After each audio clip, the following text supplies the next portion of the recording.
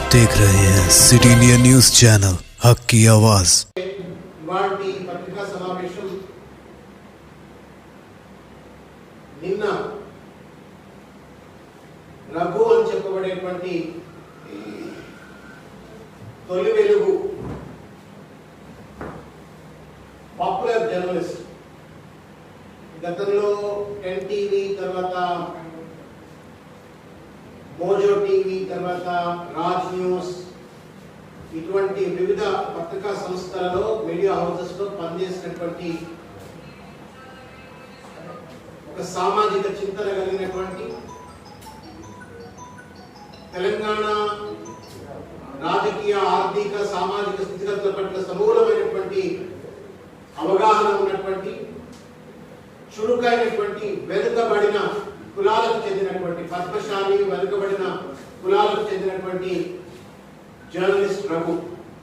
ఆ రఘును నిన్న ఒక టెర్రరిస్ట్ అయినట్లుగా, ఒక తెలంగాణ ద్రోహి అయినట్లుగా, లేకపోతే ఏదో నిషేధిత సంస్థలో పనిచేస్తున్నట్లుగా, బయట ఎక్కడో రోడ్డు మీద చికెన్ కొనుక్కోవడానికి వెళ్తే ఆ చికెన్ షాప్ దగ్గర పట్టుకొని పోలీసులు మాటు వేసి, దొంగల లెక్క మాటు వేసి పట్టుకొని ముఖానికి నల్ల గుడ్డ సంచి ముఖానికి తొడిగి కాళ్ళు చేతులు కట్టి, ఒక జర్నలిస్ట్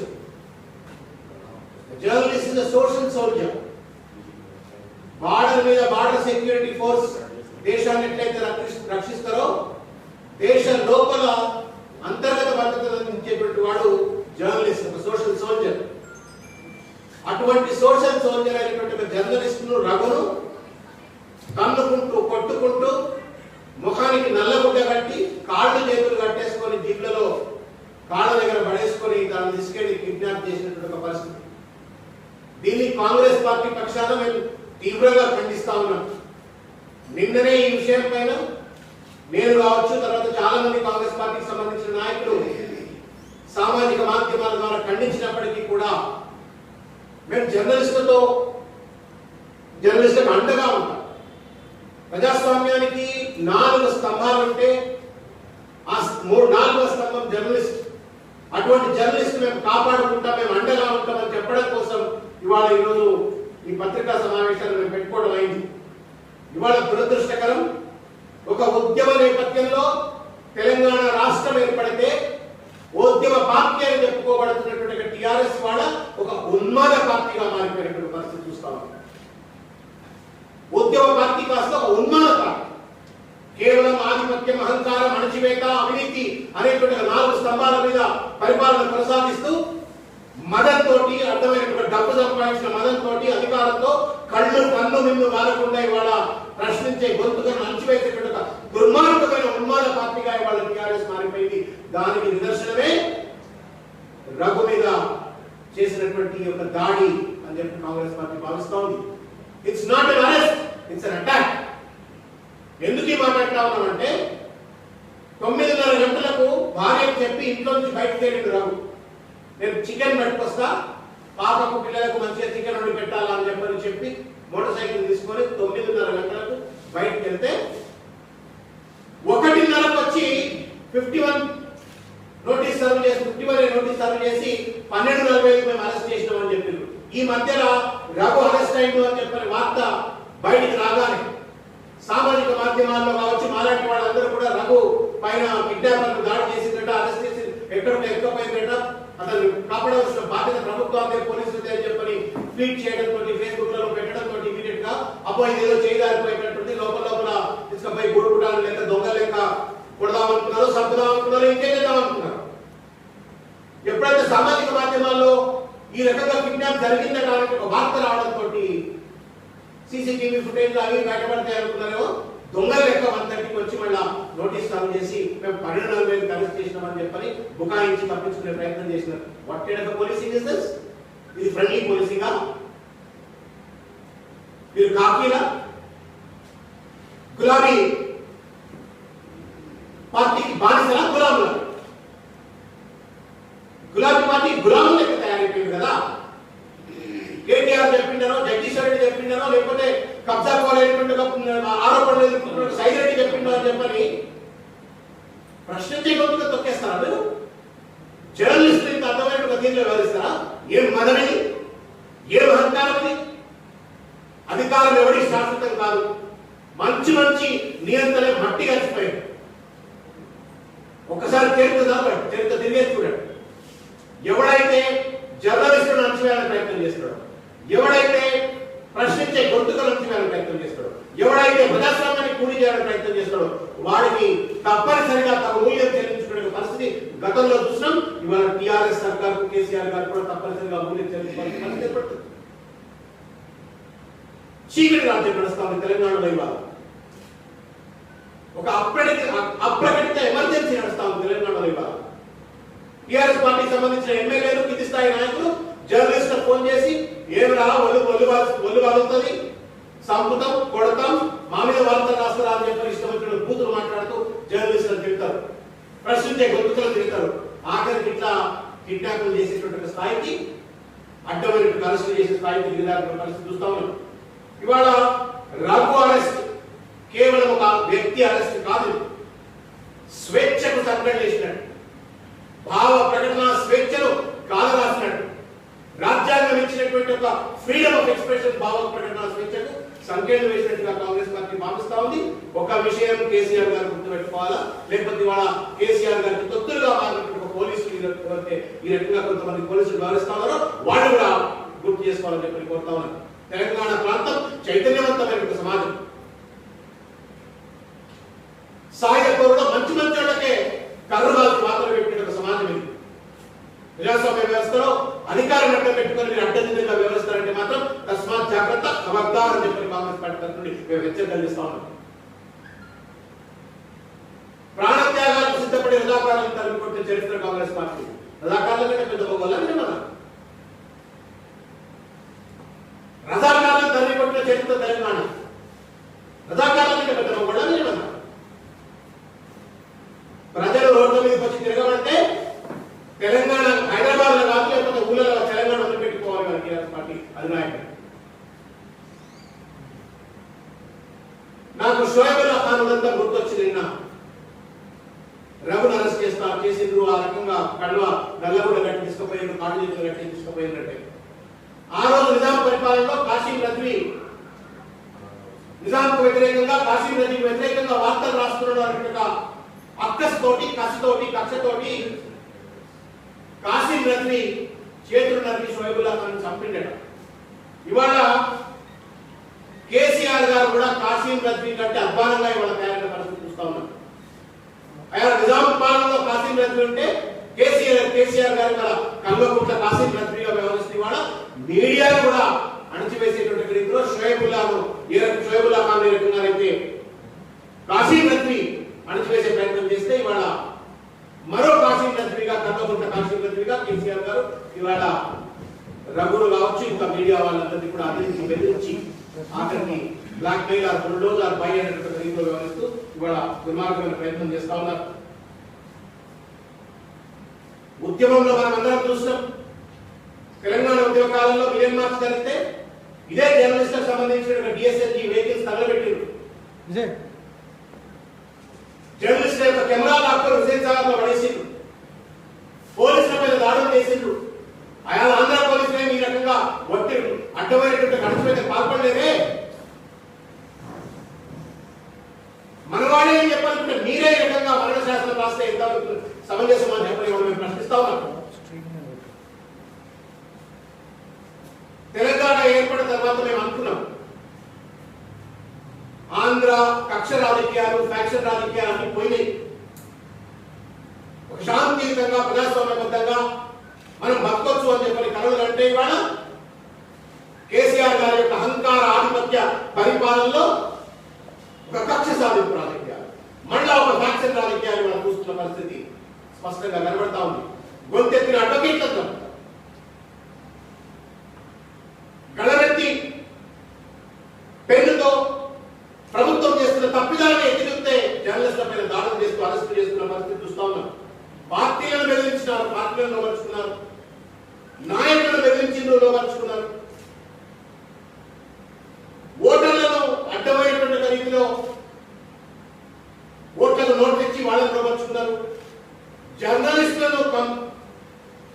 సంబంధించిన మీడియా హౌస్ అన్నింటినీ కూడా కొన్నరు, లేకపోతే బ్లాక్మెయిల్ చేసిండ్రు. ఇక ఆఖరికి పనిచేసేటువంటి జర్నలిస్టులను కూడా బెదిరించేటువంటి పరిస్థితి ఇదారు. రెండు సంకేతాలు స్పష్టంగా కేసీఆర్ గారు దుర్మార్గంగా పంపించే ప్రయత్నం చేసిండ్రు.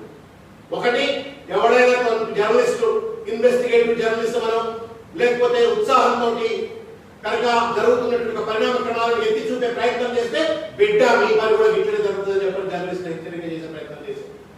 మరొకటి, సామాజిక మాధ్యమం very popular social media today in Telangana. Social media ఇవాళ కన్వెన్షనల్ మీడియా అమ్ముడు పోయినా, లేకపోతే కన్వెన్షనల్ మీడియా నువ్వు కొనుక్కోలో బ్లాక్మెయిల్ చేసో బెదిరించో అదిరించో వార్తలు రాకుండా కేసీఆర్ కుట్ర చేసినప్పటికీ కూడా సోషల్ మీడియా ఇవాళ ప్రజలను ఆదుకుంటూ, ప్రజాస్వామ్యాన్ని ఆదుకుంటూ ఇటువంటి ఒక చిల్లర రాజకీయాలను ఎండగడుతున్న పరిస్థితి చూస్తా ఉన్నాం. సోషల్ మీడియా కూడా ఒక కుట్రపూరితమైన మెసేజ్ పంపిస్తా ఉన్నాడు. రాజ్ న్యూస్ లో ఉన్నప్పుడు ఈ కేసు పెట్టిండొచ్చు కాదు, కానీ ఇవాళ సోషల్ మీడియా ఉన్నాడు కాబట్టి చూసినవా, మీరు కనుక సోషల్ మీడియాలో ఉండి టీఆర్ఎస్ కు కేసీఆర్ కు వ్యతిరేకంగా కనుక మీరు భూ కబ్జాల గురించి మాట్లాడితే మీ పైన కేసులు పెడతాం, మిమ్మల్ని అణచివేస్తాం, మీ పైన ఇట్లనే ముఖానికి నల్లగుడ్డలు కట్టి కిడ్నాప్ చేస్తాం, దొంగల లెక్క, నయం గాడి లెక్క అని చెప్పి ఇవాళ చూపెడుతున్న పరిస్థితి కనబడతాం. ఏం రాజ్యం ఇది? ఇందుకోసమైనా తెలంగాణ ఉద్యమం 15,000 మంది బిడ్డలు ఆత్మబలిదానం చేసుకుని తెలంగాణ తెచ్చుకుంది. అన్యాయం, అక్రమం.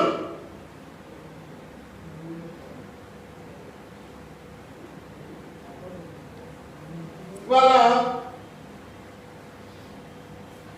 నేను ఈ కేసుకు సంబంధించిన వివరాలు మీడియా మిత్రులకు లోతుగా గమనించాలని చెప్పి నేను కోరుతా ఉన్నాను. ఈ కేసు పూర్వాపరాలు ఏంటి? 7వ తారీఖు ఫిబ్రవరి 2021 ఈ సంవత్సరం ఫిబ్రవరి 7వ తారీఖు నాడు గుర్రంపూడు అనేటువంటి ఒక తండాలో ఏదైతే అక్కడ ఉన్నటువంటి ఒక హుజూర్ నగర్ శాసనసభ్యుడు సైదిరెడ్డి గిరిజనులకు సంబంధించిన భూమిని కబ్జా చేసుకొని తన యొక్క వ్యాపార సామ్రాజ్యాన్ని నిర్మించుకుంటున్నాడు అనే ఒక వార్తను మనం చూసినాం. గిరిజనులు చాలా మంది రోడ్డు మీదకి వచ్చిండ్రు, ప్రొటెస్ట్ చేసిండ్రు. దాన్ని అనేక మీడియా సంస్థలు కవర్ చేసినాయి. రాజ్ న్యూస్ లో జర్నలిస్ట్ గా రఘు కూడా వీళ్ళ కవర్ చేసినాడు. అంతకుముందు కవర్ చేసిన తర్వాత ఒక రాజకీయ పార్టీ, భారతీయ జనతా పార్టీ మొత్తానికి వాళ్ళు ఒక కాన్వాయ్ వేసుకుని దానికోసం పోయింది. ఎంత దుర్మార్గం! దాని ఎఫ్ఐఆర్ కనుక మీరు చదివితే ఏం వ్యవస్థ ఇదని చెప్పారు, సిగ్గుపడాల్సిన పరిస్థితి ఏర్పడుతుంది. తెలంగాణలో ఉన్నామా అని చెప్పారు. దయచేసి రెడ్డి మీడియా విషయంలో ప్రజల కూడా నేను కంటెంట్ ఆఫ్ ది ఎఫ్ఐఆర్ మీకు చెప్తున్నా. రఘు ఇది after all journalist. After all అంటే చెడ్డపని కాదు, అందరి తర్వాత జర్నలిస్ట్. ఆఫ్టర్ ఆల్ ఇది జర్నలిస్ట్. అందరి లెక్క మీ లెక్క మా లెక్క ఒక జర్నలిస్ట్. ఆయన పని మీరేదైతే పని చేస్తుందో అదే పని చేసి టు కవర్ ద ప్రోగ్రామ్. ఒక జర్నలిస్ట్ కెమెరా పట్టుకొని బీజేపీ వాళ్ళు పోతున్నారంటే వాళ్ళు ఎప్పటి కవర్ చేయడం కోసం అని చెప్పి వెళ్ళాడు. చాలా మంది మీరు కూడా పోతున్నట్టు పోయారు. ఏం రాస్తారు ఇలా? The facts of the case are that on 7/2/2021 at 20 hours, the complainant Kranti Kumar came to police station and lodged a Telugu written petition, in which he stated this day that 7/2/21 morning, Sri Bandi Sanjay, BJP Telangana State President and MP, Karimnagar left from Hyderabad in order to visit the lands, survey number 540. Hyderabad నుండి Bandi Sanjay survey number 540లో ఉన్నటువంటి గుర్రంపోడు తండాలో ఉన్న భూముల విడిది కోసం వెళ్ళినాడు. గుర్రంపోడు తండా మటపల్లి మండల్, అక్కడికి వెళ్ళినాడు. which were in dispute between Glade Biotech Company and the tribal people. ఈ Glade Biotech Company Saidireddy అని చెప్పిన ఆరోపణలు ఉన్నాయి. ఆయనే కబ్జా చేసి ఈ భూములు కబ్జా చేసి ఆ కంపెనీ కట్టబెట్టినాడు అని చెప్పి ఆరోపణలు ఉన్నాయి. In this connection, the officers arranged బందోబస్తు with sufficient force. ఈ బండి సంజయ్ గారు కాన్వాయ్లో పోతున్నారు కాబట్టి అక్కడ బందోబస్తు పెట్టినారు. In this briefing received information that the iron shed which was located in disputed land, అక్కడ ఏదైతే disputed land అని చెప్పబడుతుందో అక్కడ ఒక ఐరన్ షెడ్ ఉన్నది. ఆ ఐరన్ షెడ్ మీద దాడి చేస్తారు అని చెప్పంటే పోలీసులకు సమాచారం ముందస్తుగానే ఉందని చెప్పని ఎఫ్ఐఆర్ లో రాశారు. ఎవరు చెప్పిండో ఎట్లా చెప్పిండో భగవంతుని కెరక. On that he was deployed at iron shed and SI ఎవరైతే కంప్లైంట్ చేసిండో క్రాంతి కుమార్ అనేప్పుడు ఆయన అంటే ఐరన్ షెడ్ దగ్గర ఫోర్స్ పెట్టుకొని నిలబడ్డాడట. While they were performing duties evening at around 5:15 p.m., the convoy of Mr. Bandi Sanjay was proceeding to meeting place. అక్కడ వాళ్ళ దగ్గరలో పెట్టుకున్న మీటింగ్ ప్రాంతానికి వాళ్ళు పోతుంటే కాన్వాయ్ పోతుంటే ఆ మధ్యలో ఈ షెడ్ ఉన్నది. ఆ షెడ్ దగ్గర పోలీస్ ఇన్స్పెక్టర్ బందోబస్తు పెట్టుకొని ఉన్నాడు. When the convoy reached near iron shed, meantime one namely Raghu, ఎవరైతే ఇవాళ రాజ్ న్యూస్ లో జర్నలిస్ట్ గా పనిచేస్తున్న Raghu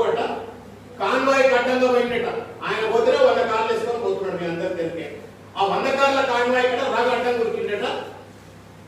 Raghu reporter went near the bus of Sri Bandi Sanjay and Raghuranjan Rao, narrating something to them. వాళ్ళ చెవులు ఎవరు చెప్పిండు by showing towards the iron shed. Iron shed చూపెట్టిండట. చూపెట్టగానే బండి సంజయ్ తర్వాత రఘురంజన్ రావు మొత్తం ఒక 100 మంది దిగిండ్రట. ఆ షెడ్ మీద దాడి చేస్తే ఆ దాడిలో పోలీసులు క్యారెట్ అని చెప్పారు. ఇది ఎఫ్ఐఆర్ పాపం. నమ్మచ్చా? మీరు చెప్తే ఉత్తమ్ కుమార్ గారు వచ్చి ఇంట్లో కాలువలు మరి రఘు చెప్తే బండి సంజయ్ ఎట్టింటాడు? బండి సంజయ్ ఇంటా లేకపోతే ఏమన్నా ఊర్లలో సర్పంచ్?